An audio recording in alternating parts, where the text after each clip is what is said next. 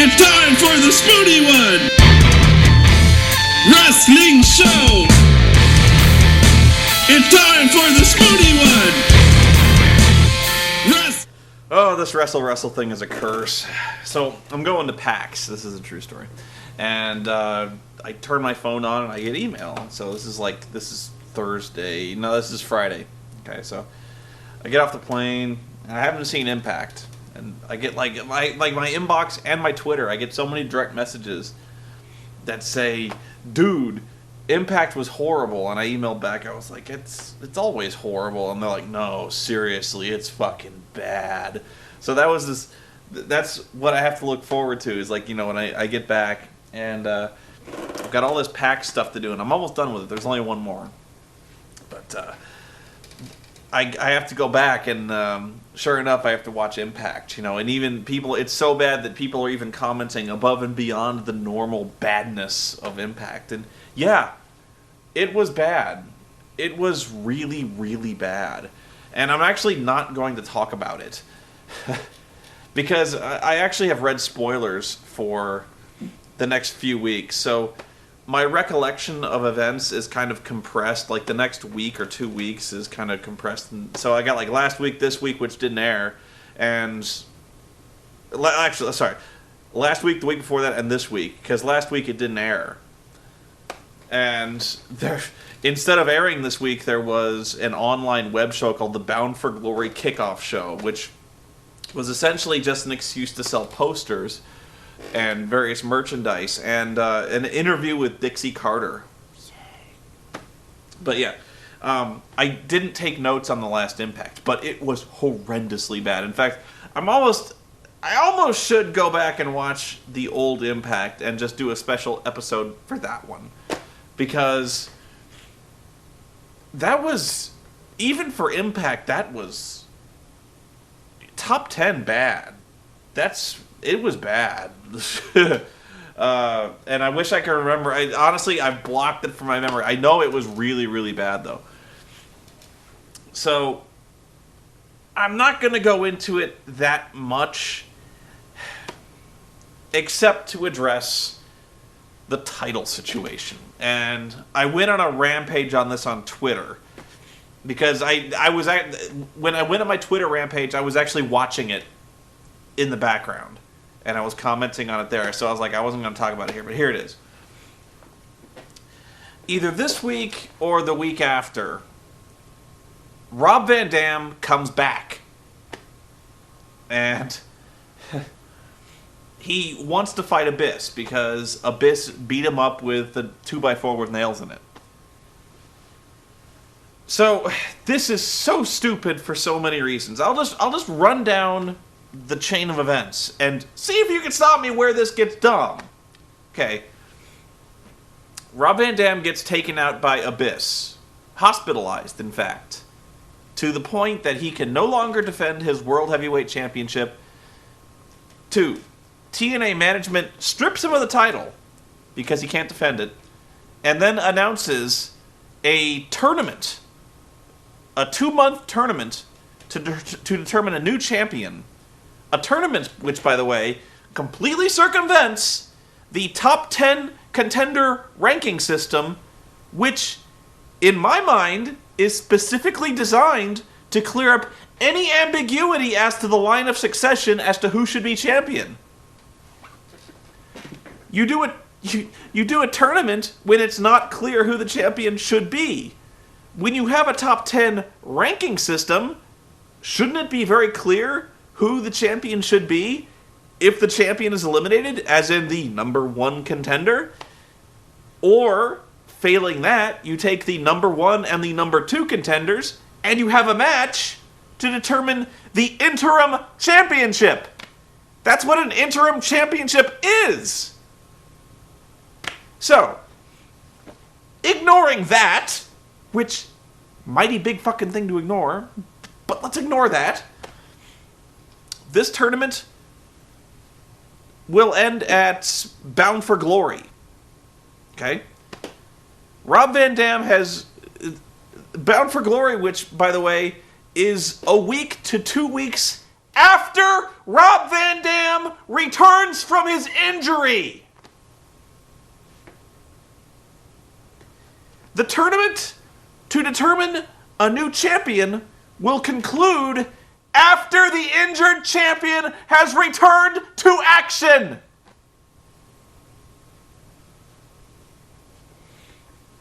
Now, they did throw us one bone in that Rob Van Dam gets the first title shot at the new champion.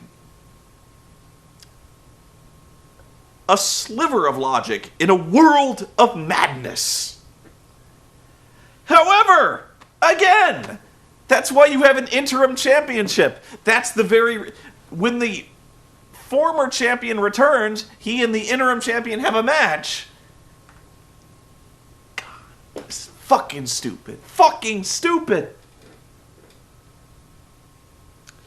Like I said, that wasn't even part of the show. And I've already bitched like 15 minutes on this shit. So, Raw. I actually don't have that much to say about Raw. Call it a lack of journalistic integrity if you like. But I think wrestling's worst enemy is the start of the football season. Because every time the wrestling show gets boring, I decided to tune in and see how the Jets were doing. As a result, I missed pretty much all of Raw. Because this show is fucking boring. I know. I'm supposed to be covering this shit. I did see it. I have notes. So I got the gist of it, but this show still fucking sucked. Okay, so the guest host for this show was Chad Ochocinco.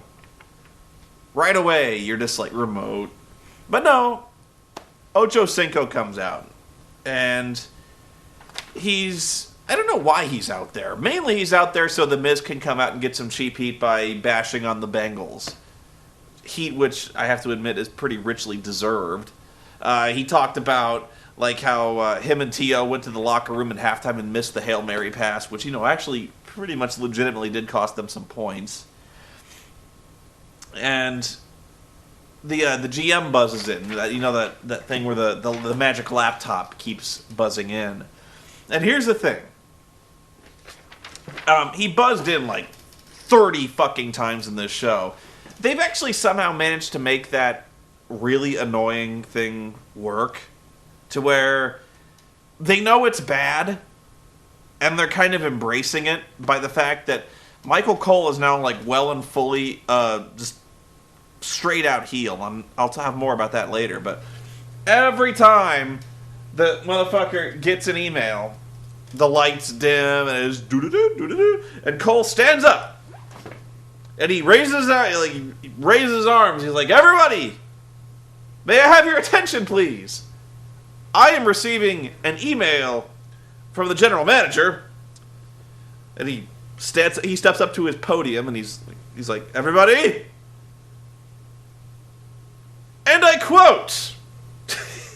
So he's got like this 30-second ritual every fucking time the email rises. He's like, "Ladies and gentlemen, I've received an email from the general manager." Like the glass, this asshole. They're straight up pulling the trigger on this heel turn. I don't know who the general manager is. I don't think WWE knows who the general manager is. But they're doing wonders with Cole. Like I said, I am loving heel Cole right now. So he announces that Miz is going to be in a submission match. It's the Raw roulette wheel, which, usually they make it seem like there's a semblance of randomness. It never is. But this show in particular, they weren't even trying to make it seem random because, well, the matches they spun up were just like, oh, that's convenient. Like, every match was kind of like raised the question, like, oh, that's convenient. So, of course, he gets a submission match. And then he says, well, Chad Ochocinco can choose who your opponent is. And sure enough, he chooses Bryan Danielson. And they have a match, and almost immediately, Miz pulls out of the match claiming he has a hernia.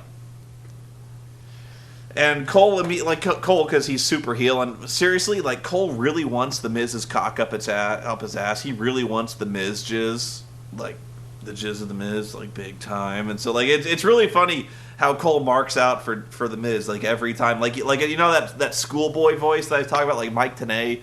Like, when Mike Tenay goes, "Oh boy, it's Hulk Hogan!" Like, Michael Cole goes, "Oh boy, it's the Miz!" By the way, the Miz, Bryan Danielson gave the sissiest, lousiest kick to the Miz's poster the week before. I think I tweeted something like, Bryan Danielson 316 says, "I just kicked your poster." Seriously, that is a moment that... When Bryan Danielson's career utterly fails in the WWE, that's going to be pretty much the poster, like, literally, like, the poster image of his failure. That's Shockmaster levels of failure right there when he kicked that fucking poster. It looked like the shittiest fucking thing I've ever seen. So, Miz pulls out of the match, and he's like, "I have a hernia." And the announcer says, "The winner by forfeit." He's like, hold on, Daddy. I didn't fucking forfeit. I quit. Like, I'm pulling out to injure something. Like, he fucking quit. So, he says, "Alex Riley will wrestle for me." And sure enough, Bryan Danielson stretches him out, like, immediately, and that's it. And Cole, the whole time he's like, "He can't wrestle, he's got a hernia, he's got a hernia." Like, that happens, that could be serious. Like, his stomach wall just exploded right here. And King, like, it's really weird seeing the King in the face roll, but whatever. So, after the match, Miz miraculously heals and he jumps him, and Cole goes, "Well, sometimes these things heal quickly." Like, I'm loving heel Cole. I'm sorry. Edge and Evan Braun in a body slam challenge. By the way, I promised myself I was never going to explain this gag, but I keep getting these really hurt emails from people who are like, "It's not Evan Braun. Why do you keep saying that? It's Evan Bourne." It's not Evan Bourne either. It's Matt Sydal. It's okay. It's... Ozzy Osbourne said Evan Braun a while back, and so I always call him Evan Braun. They also said Kobe Johnston instead of Kofi Kingston, so I call him that too. They called Sheamus John Sheamus, so I always say John Sheamus. You know, yeah, it's obscure. It's annoying. I do it anyway. Fuck off. A body slam challenge. They wrestled. Edge won. Then the manager says, "I didn't like the way you took advantage of Evan Braun after the match, so now you got to fight Mark Henry." And Mark Henry kicks his ass. And I just have to question what the fuck the point of that was. They made Edge look like an idiot. And honestly, I forgot that Edge was in the six-pack challenge at Night of Champions. That's the only thing I remember now. Was they're like, "Oh yeah, this loser's in the six-pack challenge." Let's see. Oh, yeah. This is where I fucking changed the channel. They spin the wheel. Song and dance match. R-Truth and fucking Eve Torres against Ted DiBiase and Maurice. There's like 3 parts of that match that instantly are like channel changers for me.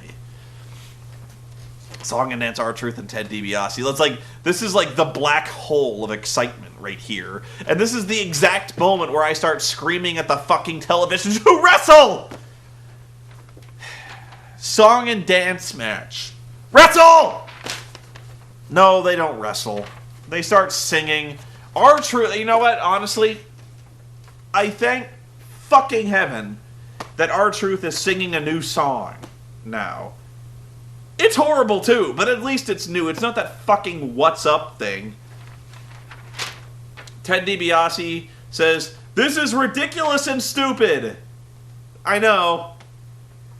This is about when I changed the channel. I don't know what happened. I don't care. They show John Morrison backstage, and he's doing parkour. And of course, Michael Cole explains what parkour is, as if we haven't seen what it is. Like, I've seen District B13, was it B13? Something like that. It's the thing where you run around and do funny shit and like you run up walls and you jump over shit and you really hurt your ankles really badly. And they're like, this is how he works out and this is how he trains to overcome any obstacle. Literally. So he comes out for a Falls Count Anywhere match with John Sheamus. And you know what? It was a really good match. I know I come off as seeming blasé, but this was a good match. And ironically enough, the whole story of this match was that Sheamus is throwing him around, and John Morrison is doing his parkour routine. Like, he'd throw him over a guardrail, and Morrison would, like, do this cartwheel over the guardrail and land on his feet, and Sheamus is like, what the fuck? And Morrison's like, parkour! And then he'd get him thrown off the stage, and he'd do a somersault and land on his feet and be all, parkour! And he'd throw him off the stage again, and then he'd disappear. And Sheamus would look down, and he'd be like, where the fuck is he? And then he'd appear on top of the Titantron and be like, parkour! And then leap off, screaming, parkour! And then like, cross body block or a parkour body block him. And then he kicks out. I don't know why he kicked out, but like Chris Jericho hits him with a chair. And Cole goes, well, there's no disqualifications. And I go, bullshit! Because there's a very real difference between a Falls Count Anywhere match and a no disqualification match. I have seen people get disqualified from a Falls Count Anywhere match. By the same vein, in a no disqualification match, you have to be pinned or submitted in the ring. Because it's not Falls Count Anywhere. That's why you have a hardcore match. A hardcore match is Falls Count Anywhere and no disqualifications, or a street fight. And in fact, I think in many street fights, you still have to be pinned or submitted in the ring. Anyway, I don't know why I cared, but I called bullshit. All right, Chris Jericho hits Morrison in the back. Sheamus crawls on top. Easy pin. Okay. And I think... the story for that was, if John Morrison beat Sheamus, he was in the six-pack challenge. So all John Morrison had to do was defeat Chris Jericho and the WWE Champion in 2 straight matches to qualify for a six-way match. Yeah. Good luck, John. So, best moment of the show, ironically, was Chris Jericho. He comes out, he gets a chair, he sits in the middle of the ring, and he goes, I'm not leaving. I'm not leaving until I get what I want. I want to be back in the six-pack challenge at Night of Champions. And he's like, I don't care what the fuck I have to do. I'm not leaving. And if I don't get what I want, I'm going to quit. So he's talking about how he's going to quit, and all of a sudden the email comes up, and Michael Cole, of course, he stands up, he raises his arms, and he's like, "May I have your attention, please? I am receiving an email from..." And Jericho immediately cuts him off. He goes, "Of course you have an email. Just read it, idiot." And so Cole looks really hurt. He's like, "But..." And he starts reading the email. And he's like, "I don't respond well to ultimatums, Chris. By the way, this general manager types fucking fast." And if you stop to think about this general manager thing for a second, let's go back a little bit to the Edge Body Slam challenge with Evan Braun. Edge beats up Evan, then after the bell spears him and kicks his ass. Then immediately, like within 5 seconds, there's an email. And the email says, "I don't appreciate you taking advantage of Evan, so now you're going to be in another match against this man." Okay? And then Mark Henry comes out. So, not only... How do you explain this? The beatdown took maybe 20 seconds. The general manager not only typed out this email responding to Edge and then introducing the next opponent, he sent it to Cole, and he must have somehow informed Mark Henry that he was in a match, because Mark Henry came out immediately after his music hit. He came out in his wrestling gear, and he came out limbered up to fight. So this general manager is omnipotent. And so this happened a lot, this show, where something would happen and then immediately the general manager would write this, like, paragraph of text. And not only that, like, text that would respond directly to stuff that just happened, stuff that the general manager could in no way have anticipated. So this happened a lot, especially in this segment, to where, like, he says, okay, well, I don't respond to ultimatums, and if you think it does, there's no chance. There's no chance in hell. And Jericho goes, I know you're not Vince McMahon. Vince McMahon's not a coward like you. And then immediately, do-do-do, and then Michael Cole goes, I have received another email. And Jericho immediately goes, shut the fuck up, just read it! And here's the problem with that. Chris Jericho is supposed to be this super heel, and when he's telling Cole to shut the fuck up, that's just about the best way to turn him babyface I can think of right now. So like if you're trying to turn Chris Jericho babyface, having him scream at Michael Cole to shut the fuck up, having him threaten the general manager, who is fucking annoying already, and like threaten to smash the fucking laptop, babyface turn accomplished. Okay? So the general manager's like, how dare you interrupt me? You can be in the six-pack challenge if you win your next match. Which, by the way, is a handicap cage match against the tag team champions, the Hart Dynasty. Honest to God, I had completely forgotten that the Hart Dynasty were the WWE tag team champions. When they came out with those belts, I was like, oh yeah. That's not a good sign, guys, when I have no idea who the tag champs are, and in fact I've completely forgotten your entire title reign. Bad. So they lower the cage, and the Hart Dynasty, they beat up Chris, and then they both run for the try to climb out the cage. So D.H. Smith makes it out, but Chris catches Tyson Kidd. So Smith makes it out of the cage. Match continues. Sorry, I'm a little congested right now. And this is where I really started to lose this match. I had no idea what was going on, because my brother was watching it, I was editing video. Okay? So I see them climbing out, and I hear like, oh, Harry made it out. And then we switch to football for like 30 seconds, I switch back, and then all of a sudden it's Chris Jericho fighting Tyson Kidd in the cage. And I asked my brother, I'm like, wait, what just happened? And he goes, D.H. Smith made it out of the cage, and now they won't let him back in. Because both of them have to escape the cage to win. And I said, that's stupid. And he goes, yes.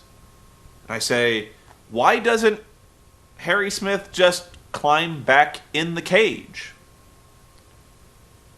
And they say, and Miles says, they won't let him. I say, why won't they let him? Miles says, I don't know. And I say, who cares if they don't let him? Why doesn't he just do it anyway? He could climb in the door. He could climb back in the cage. And he says, I don't know. You're asking me and I don't know. And I'm like, I don't know either. Why doesn't he climb just back in? It's not like they can disqualify him. Or can they? Can they? I've never seen a handicap cage match in my life. I don't know the rules. Why doesn't he just, like, I don't think there's DQs in a cage match. Although, I have seen a disqualification in a tables match. Again, I'll get to that. Okay? I'll get to that. So, Chris Jericho and Tyson Kidd are now one-on-one in the ring, and Chris Jericho beats Tyson Kidd with the walls of Jericho. Bell rings, Jericho wins. I don't know how that worked.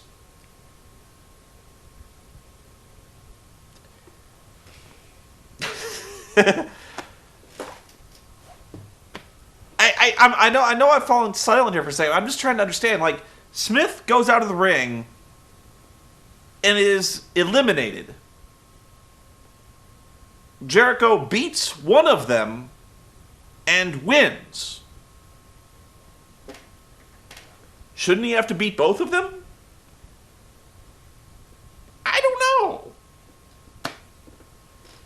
So Jericho's back in the match, rendering all of last week's intrigue where John Morrison beat him entirely pointless.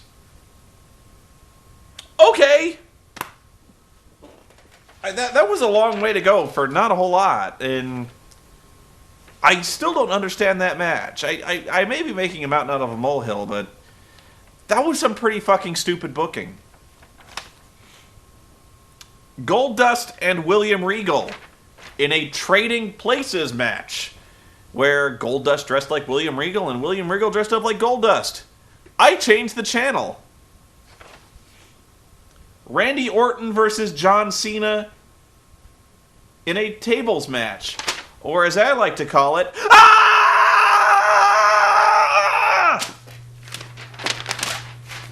Really? I have seen Randy Orton and John Cena wrestle so many times. I've lost count. It has to be at least 1 billion. Yeah, 1 billion times. They've wrestled over 100 times a night for like 100 years. Yeah. That's hyperbole for you. That's it. It's about 1 billion times. Somebody honked their horn at me. Maybe my outrage at the Randy Orton match just boiled over and I must have woken somebody up. So they had a tables match.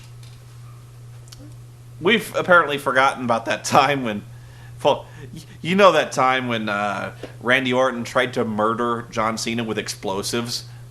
Yeah, that was a fun one. Or that match, that one time they had that match where the stipulation of the match is they would never wrestle again.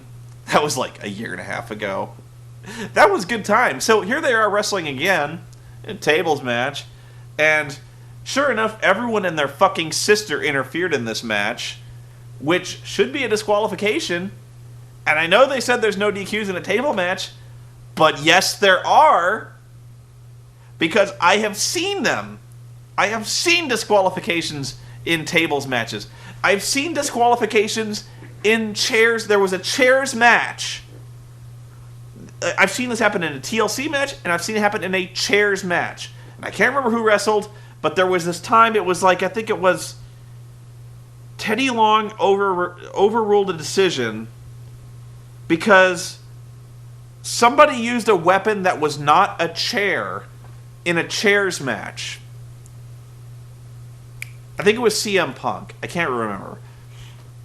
But it was like, you used a weapon that was not a chair in a chairs match, so this match has to restart.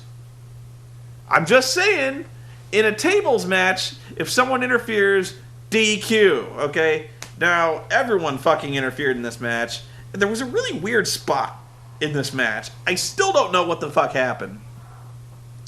I know what they tried to go for, because they showed it on replay. But the way this match ended was everyone fucking interfered. There was like 8 people, like all of Nexus and everyone in the 6-pack challenge interfered. And they set up, like, Randy Orton goes to... I'm sorry, John Cena goes to FU... This... It used to be called the FU, now it's called the Attitude Adjustment, and now it's called the AA. After this fucking stupid show, I probably need to go to AA. I'm not calling it the AA. He sets him up for the Attitude Adjustment. He's got him over his shoulders, and he flips him, and then they go through the table, and then Randy Orton, like, leaps to his feet. Like he's fucking Spider-Man. Like, after getting FU through the table, he's like, whoa, parkour! I don't know. And then they start playing Randy's music, like, immediately. And my brother and I were like, what? And they're like, the winner of this match, Randy Orton. And I'm like, didn't he just get FU'd through the table? And then Michael Cole's like, well, no. He reversed it. And I'm like, he did? It didn't look like it. And they're like, oh, he reversed it. Replay. And so they show a replay. So John Cena, like, he gets his arm on his shoulders, and he, like, edges up to the table. He FUs him, and as he's coming down, like, Randy Orton, like, he RKOs. Like, the story was supposed to be that Randy RKOs him out of the FU. And he RKOs him through the table. I can kind of see it. I can see him trying to do it. Problem is, Randy goes to the table first. Like, Randy goes through the table. And it wasn't obvious enough that I was watching it on TV. I had the best seats in the house watching it on TV, and I didn't see it. I know for a fucking fact all the people on that arena, they saw John Cena FU the guy through the table. And all of a sudden, Randy Orton's like, I win! That was a... Like I said, if they had pulled it off, it might have been awesome. But they didn't pull it off. Like, what they're trying to do, and I like this, don't get me wrong, I like this, is they're trying to make it so Randy Orton can hit the RKO out of anywhere. And the best, they will never get better than this. Never. Is when Randy Orton beat Evan Braun. Like, Braun was going for the shooting star press, and Randy catches him out of the shooting star press into the RKO. They will never top that. Like, not in a million years. And they keep trying, but like I said, don't get me wrong, I like it. If he can, like, if they can find a way to reverse every finishing move into the RKO, it'll work. But when he's doing the FU, whether he reverses it into the RKO or not, it still looks like John Cena hit his move. It's just like, I know what they're trying to do, it just didn't work. Now, if you're looking for predictions, you're not going to get any, because I don't know who's going to win this one. I usually just pick the champion to retain in, like, these big clusterfuck matches, like anything, like triple threat, fatal 4-way, 6-pack. I usually just pick the champ to retain, especially if the champ is a heel. Heels tend to win these type of matches, but I don't know. There's honestly a lot of ways they could go. I have a sneaking suspicion they might actually throw the belt on Wade Barrett, at least for a month. Just to have a final feud with John Cena. I can see them doing this thing where Wade Barrett's got the belt, John Cena challenges them, and they have a match, and that's how it works. You know. I really think Daniel Bryan's going to beat The Miz for the U.S. title, just because The Miz doesn't need it anymore. Like, The Miz has got the Money in the Bank thing. If he's going to challenge for the championship, for the World Championship, then they almost never have a guy hold the U.S. title and the World title at the same time. It's pretty much high time Miz dropped the belt just for the sake of his career. Like, he's like, if they're going to elevate him, that's how you do it. You have him drop the belt and you just have him move on. SmackDown. I watched last week's SmackDown, and I can pretty much simply recap it in that Kane talked for about 70 minutes about how he was going to beat The Undertaker. And then Taker had a match with CM Punk, and then Kane laughed at him. I so don't care about the Kane Undertaker bullshit. I'm a Kane, I'll just say it, I'm a Kane hater. I don't like Kane matches. I think Kane wrestles the exact same match every fucking time he gets in the ring. You know, I've seen everything Kane had to offer in, like, 1994. And I don't need to see them rehash the Kane-Taker feud. Jesus, how many years has this been in the making? Like, 16? Jesus Christ. Let this thing end. Okay, so I'll wrap it up with NXT. This show sucks. But honestly, it sucks, but I'm perversely entertained by it. This is the exact kind of bullshit where you'd think I'd hate it, because the last thing they want these chicks to do is wrestle. And sure enough, every time they wrestle, it's a fucking disaster. But it's like really hilarious disasters, because these chicks have no idea what they're doing. Like, none. No clue. But it's really funny to watch them wrestle, because like it's funny. And so they're doing everything they can to try to seriously. They have a half-hour show, and they've got an hour to kill. Okay, so like they are trying everything they can to just kill time. So they have them do these challenges. Like these challenges have nothing to do with wrestling. They have a promo challenge. They have them all promo, and they have like this week they had a joke off where they had them all tell jokes.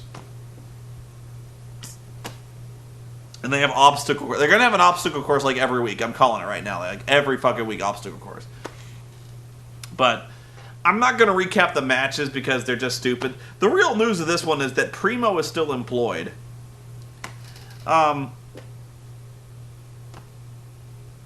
Really, I think the best part of the show is Michael Cole again. I could go on forever, but honestly, Cole is killing the show. Cole is killing NXT dead. And here's why. Especially this week. And, what was it? This week, Cole, he comes out, and they're doing the joke off. And Cole immediately starts just dying 1,000 deaths. He's like, oh, this sucks. They all suck. This competition sucks. And is it Josh Matthews? I think it is. I don't know. They all I always confuse him with Grisham. I think it's Josh Matthews. He's like, "Oh, Michael, you're just being mean." He's like, "This sucks," and I'm like, "I know it sucks." And so eventually, Cole can stand no more. Like especially when I think it's Jamie wins the joke off. By the way, Jamie has she's jacked up, man. She's got some shoulders and arms on there. I did not call that. She's working out hard. I should work out that hard, man. And, oh, by the way, that Caitlyn chick has the biggest bristles I've ever seen, man. Those things are enormous. Woo! If she wants to win this thing, honestly, Caitlyn, you're not a great talker, and you're never going to be a great wrestler, but if you want to win those things, if you want to win this, sorry, Freudian slip. If you want to win this NXT thing, show off those jumblies every fucking chance you get. Honest to God, you will get the NXT vote if you just wave those things. Just start flapping them around and put pasties on it. Just seriously, those boobies alone, whatever you paid for those, worth every penny. Oh man, woo! Sorry, I got a little steamy there. Sorry, I lost my train of thought. Oh, Michael Cole. Sorry, you can see how I'd forget about Michael Cole in the face of those things. Michael Cole, he's like, this sucks! And he stands up, and he gets out a mallet. And he's like, he stands up and he starts hitting a gong. Hard. He's like, fuck this is dumb, this sucks, you all suck! This show sucks! We should not be joking, we should be wrestling! And then they're like... Then they finally managed to calm Michael Cole down. They have a match. Primo and fucking... I think it's Primo and who? Dolph Ziggler have a match. And... the whole time, Cole is just burying this show. He's like, I was calling John Cena versus Randy Orton on Monday. What the fuck am I doing here? And you think I'm kidding. With the whole... he doesn't say any profanity, but he really is I called John Cena and Orton. What the fuck is this? And I'm like, I know. So, really, I think the major plot development here is that Vicky Guerrero and Dolph Ziggler come out for their match, and Dolph Ziggler wins his match, and Dolph starts hugging Caitlyn. Caitlyn jumps into his arms, and Caitlyn... And so Vicky Guerrero immediately recognizes this and gets jealous. And so she's trying to put an ultimatum on Dolph Ziggler. Stop fooling around with that hussy, or you're going to lose all this. And so Dolph Ziggler's like, yeah, whatever. So she's going out and they do an obstacle course, and Vicky tries to do the obstacle course, and she actually does not that badly. But she falls down off the balance beam and she starts to cry, and she runs off nobody loves me, and runs off. And actually... I'm kind of impressed with the way they're developing that storyline. Like I said, if it has a point, I don't mind it so much. Like, you might think I don't like it if it's not just like all wrestling all the time. No. I'm fine with the plot developments. I really am. When it's done well and it's leading to something. This is actually kind of interesting because I'm not hating on Vicky Guerrero. Like, I think she's actually doing a very good job in her current role. Dolph Ziggler can kiss my ass, but they're actually doing something somewhat interesting with him. That's all I got. So, they do the obstacle course, and Caitlyn wins. And actually, they don't book it this way, but it worked out great because Caitlyn set the winning time, and she went first. So everyone had to try to beat the time.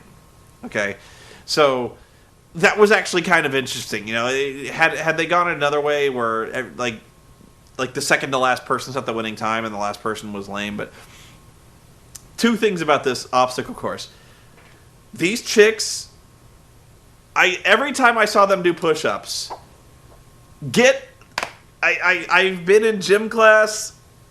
My brother, who's a sheriff's deputy, you know, he's basically been through boot camp on this sort of thing. Me and him, we've done enough exercising and had enough like coaching to like seeing these abysmal push-ups. We're like, get all the way down, you whore! Like, you gotta get all the way down on the push-ups. Like, especially Naomi, who I actually really like Naomi in this show. She is athletic. She's very talented. And she's got a natural charisma about her. But her push-ups, she might as well have just done them girly style. Because she was like, 1, 2, 3, 4, 5, 6, 7, 8, 9, 10. Like, she wasn't even getting down. She was like barely flexing her elbows. She was like the worst push-ups. She might as well just not have moved and counted to 10. And even the referee, who was pretty much letting anything go in terms of push-ups, like, as long as there was like a 20-degree bend in your elbow, he would count it.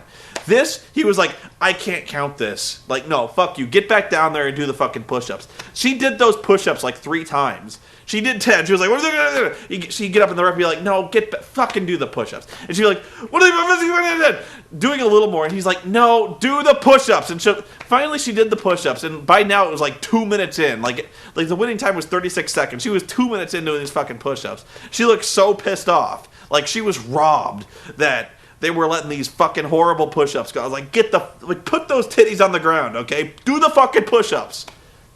I'm just saying, I've done enough sports. I've done enough where, like, if I'd have done those stupid fucking push-ups, the coach would have put his boot so far up my ass, I'd be pulling shoelaces out my nostrils. Do the fucking push-ups. So, okay, Caitlyn wins. And Cole immediately starts up. He grabs his fucking mouth. He's like, no, dumb, stupid. I was a war correspondent. What the fuck am I doing here? I'm not covering this horse shit. You know what? Screw this show. This show sucks. And like, he destroyed, by the way, he brought a gong. Michael Cole, in anticipation of hating this fucking show, this must have been from last week. Like last week, he goes home. I'm just thinking in terms of storyline, you know. Cole, he goes home, and he's like, that fucking NXT show sucked. You know what I'm going to do? I'm going to buy a gong. I'm going to bring this fucking gong with me, set it right next to the announce table. I'm going to hit this fucking gong. He bought a gong. He went to a music store and was like, I want a gong, please. And they sold him a gong. And he's like, I need a gong stand for my gong. He set the gong.